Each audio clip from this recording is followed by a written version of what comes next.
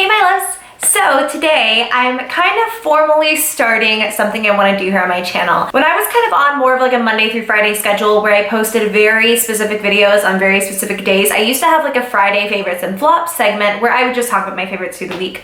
I kind of felt like it was getting sort of repetitive. I felt like they were chock full of favorites and then there was nothing for my monthly favorites, so I just kind of stopped doing them. But I had it in my head that I would start a segment on one day a week. I decided Tuesday would be a good day, mostly because I wanted to call the segment YASSS or Trash. And YASSS or Trash Tuesday just sounds really good. In these videos, I'll just be reviewing collections or specific products that I really want to talk about. They may be really quick, they may be really long. This one in particular may be a little bit longer because I'm going to be talking about today the Cinderella collection from Walgreens. And if you do not regularly follow my channel, I'm a massive fan of these Disney releases. I've been collecting them since like this time last year, and I've done a lot of videos on them, a lot of hauls, a lot of reviews. And I did want to quickly say the Disney Villains collection that came out, I did purchase it with every intention to review it and talk about it, and the month just kind of got away from me. I don't feel like they're readily available anymore, so I don't really want to talk about it, but I will say if you see them in stores, go ahead and pass on it. In terms of like the eyeshadow books and stuff like that, they were really bad, and actually the formulation of them gave me an allergic reaction in my eyes, and I've never had that happen before. On multiple occasions, it made my eyes water, every single one of the books. The face products are great, and the lip products from that collection were fine, but I just wanted to quickly let any of you know who were curious. Today, I'm actually going to be talking about this. I know I've been talking forever already, but I have 3 products from this, and I wanted to go ahead and film this right now because I had already missed out on a lot of the products. Like certain things had already sold out when I purchased it, and I just wanted to get it up for any of you who were curious. The first thing I have here is the Ready for the Ball eyeshadow palette. This retails for $14.99. In case any of you are curious, I know a lot of these collections have been going back and forth between the parent company of Wet n Wild, so I think that they're called Markowins or something like that. So it's between them and e.l.f. and this collection is still from the parent company of Wet n Wild, so think that sort of formulation. In here you get a crap ton of shadows that are primarily neutral, obviously, and you do get a total of 35 shades in here, 7 per row. You also get a few doe foot applicators that I've just taken out. I will quickly say the packaging on this, not the best. It doesn't actually close, in case you can't tell. Mine stays open, so I imagine it's going to be kind of a pain in the ass to store. In general, really nice, and I will quickly say the pigmentation on this is so beyond beautiful. I used a lot of these shades in this look today, and also this look will go up tomorrow. I use products from this collection to complete it, so if you want to see that, then just stay tuned and I'll link it down below when it's ready to be live. But I used it today, really love the way that they went on. I mean, you're not getting like Urban Decay quality or Makeup Forever quality, but in terms of the amount of shadow that you get in this palette, they're plenty pigmented. Think like Revlon Photo Ready Quads, if you know that sort of formulation from the drugstore. Not so much Wet n Wild like Color Icon, the really buttery, super soft shadows. Think pigmented, not super soft, and kind of hit or miss in terms of the shadows themselves. Some are drier, some are more silky, some are more pigmented. So yeah, I'm gonna go ahead and do some swatches right here. I did kind of switch into a tank top just so I could easily do swatches on the arm, as you can see. Let's go over this first row, and this is primarily blues with some sort of neutrals and pastel shades at the very end. I'm not going to go over each and every swatch individually, but they all are just one swipe, and you can see the shimmery shades perform infinitely better than the ones that are lighter shimmer or satin or matte even. The second row, you are starting out with some blues and a purple and kind of going into these gorgeous neutrals. Once again, we're starting the second row. Look at that. That is such a beautiful shade. You could do like a whole look with that. It's so multi-dimensional. White shade is ultra pigmented. This color is super pigmented. And then these are, you know, they're all good. They're just one swipe. So I feel like pigmentation on that one's pretty good as well. This third row, again, we have some purples, and we get into even more of these sort of like pastel and neutral shades. You know, it's all over the place. I feel like there's no real grouping with this palette. For this row, I found that pigmentation in general was pretty good. I don't feel like there's really a dud in this. That mauve shade is so beautiful and unique. I know I just smeared that everywhere, but the reason I feel like these are kind of hit or miss is some of those matte shades, I just feel like they aren't yielding as much. They don't feel as creamy or as pigmented.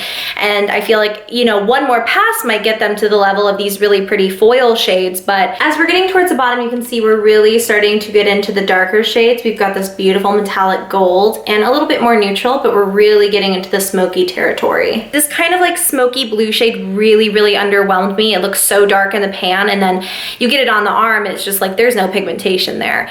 But you know, the rest of the shade's pretty good, especially this gold. In case you can't see, this gold, can you tell that there's kind of like an overspray and the shade underneath is a little bit darker? I had that same problem in the Disney Villains lineup, but it was much more obvious. It was a gold overspray over top of like an olive shadow. This last row is primarily smoky, dark colors, really matte, really, really deep. Pigmentation across the board, pretty good here. Look at that black. Again, we go back to this shade, this like navy color, there's nothing there. But then like this black is bananas. I feel like you could blend this for a freaking eternity. That's nuts. You've got some other shades. This color at the very end here kind of looks a little bit disappointing as well, but in general, a pretty good palette with a few hits and misses. The next set is the Crown Jewels Liquid Eyeliner set, and this comes with 3 different liquid liners. Initially, I thought they were actually all glitter, and I'm really excited to report that one of them is just a straight creamy black shade that I do have on my upper lash line today. I didn't feel like this dried particularly quickly, but the tip on the end, as you can see, can form a pretty thick line if you go over it multiple times, but it also can get you quite a thin, super black line.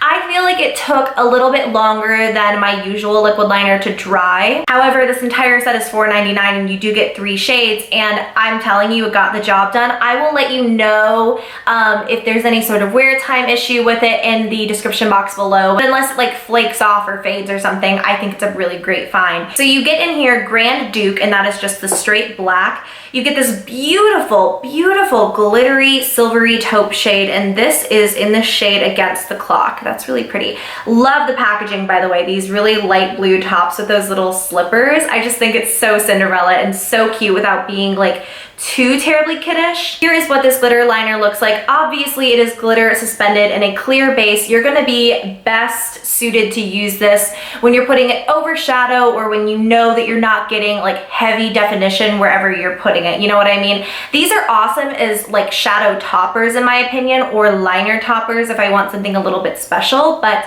I don't necessarily know that I would recommend just using them on their own. The glitter is beautiful and there's a lot of it, but you know. This is the color Enchanted Carriage, and this one is actually quite opaque considering it's just a glitter liner. It's more of a pinky shade with purple glitter, so maybe this one you could use on its own. In general, I think it's a really great set. If you are someone who feels like you would get good use out of a black liquid liner, which most of us can, and maybe 2 fun glittery shades, especially for the holiday, totally recommend it. Next, I do have the Glass Slipper Lip Gloss set, and I am wearing one of these today as well, of course.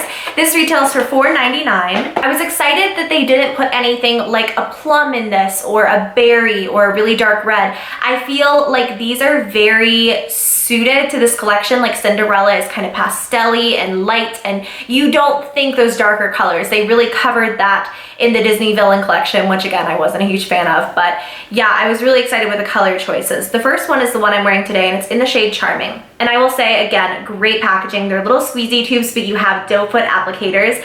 And again, they have that kind of pastel-y blue topper. Charming is a really gorgeous, light, nudie shade, and it's a little bit less pigmented when you kind of dab it on the lips. I have it on the center of my lips today over a different lipstick, and I think it looks beautiful. It's very easy to wear. It doesn't have a super strong scent. It's not particularly sticky either. In fact, I feel like it's pretty moisturizing. In general, I feel like this lip gloss formula was quite a hit because they can be really tricky to get the right formulation on, and this was just really good, at least so far. And the next color that I have is this really pretty kind of peachy light orange, and it's in the shade Your Highness. And I love shades like this. I have a feeling I'm going to get a lot of use out of this towards the spring. It is kind of like that perfect pastel-y light corally shade. I love that so freaking much. I've actually never seen it in a gloss before, so it's super beautiful and not too pigmented. I feel like if it was any more pigmented, it might come across as kind of streaky, so perfect on that as well. The last shade is called Melody, and it's just a beautiful bubblegum pink, and I thought this one would be the most suitable for every single day wear. It is just such a pretty pink shade, and I could see you wearing this on its own. It's that pigmented and that comfortable, but simultaneously you could layer this with any lipstick just to get a slightly pinker and glossier pout. So is it YASSS or is it trash? I think it's a really great collection. I'm super impressed with everything I got. I wouldn't recommend against buying anything. I would just be kind of aware with this palette in particular what you're kind of getting yourself into. In terms of the shade selection, beautiful. In terms of the quality, pretty good. But the packaging isn't wonderful, and it is kind of hit or miss in terms of pigmentation and stuff. So just be aware of that. The other two sets that I mentioned, the liquid liner, the lip gloss, both of them are great, and I highly recommend them for pretty much anyone. I feel like anyone could get some sort of usage out of this. So that kind of completes my review on this. I hope you guys enjoyed. Stay tuned through tomorrow because my look will be up. Let me know how you guys feel about this. I wanted to start reviewing a lot of products I get in, but I feel like there's no set day for it. I feel like there's no expectation. It's like random reviews thrown at you in the middle of all my other videos, and I know that it can seem kind of unorganized and weird. So let me know that you like it by giving it a thumbs up. Please subscribe to my channel if you have not already, and I will see you all in my next video. Bye!